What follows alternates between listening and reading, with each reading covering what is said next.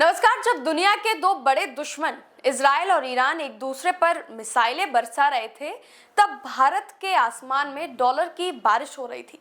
हाँ, आपने बिल्कुल सही सुना। मिडिल ईस्ट में बढ़ते तनाव के बीच भारत अंतरराष्ट्रीय उड़ानों के लिए नया एयर हब बन गया। क्या है इसकी वजह और कैसे एक संघर्ष भारत के लिए अवसर में बदल गया, आइए समझते हैं इस रिपोर्ट में।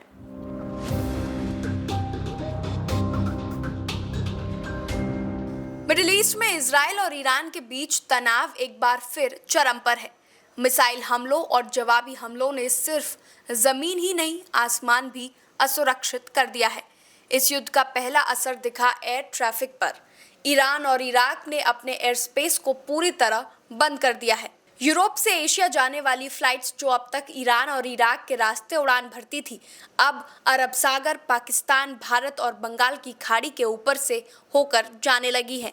इससे भारत बना फ्लाइट्स का नया इंटरनेशनल कॉरिडोर।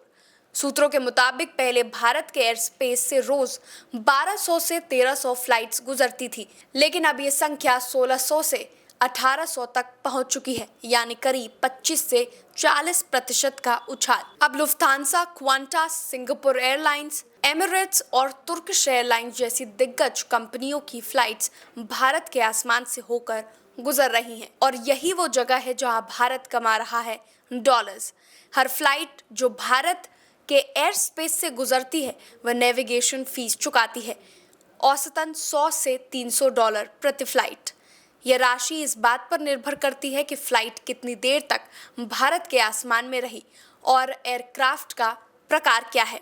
अब तक भारत हर साल एविएशन नेविगेशन फीस से 100 से 120 मिलियन डॉलर कमाता था, लेकिन अब अनुमान है कि इसमें 20 से 30% की बढ़ोतरी हो सकती है। यानी युद्ध भले और जगह तबाही ला रहा हो, भारत के लिए यह आर्थिक मौके लेकर आया है।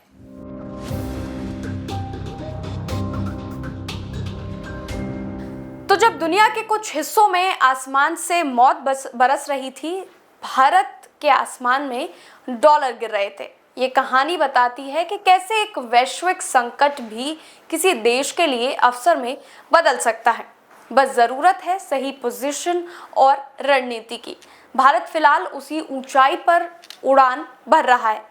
देखते रहिए आगे क्या होता है, क्योंकि आकाश में ये जंग अब सिर्फ जमीन की नहीं रही। फिलहाल के लिए इतना ही। बने रहिए ARS न्यूज़ के साथ।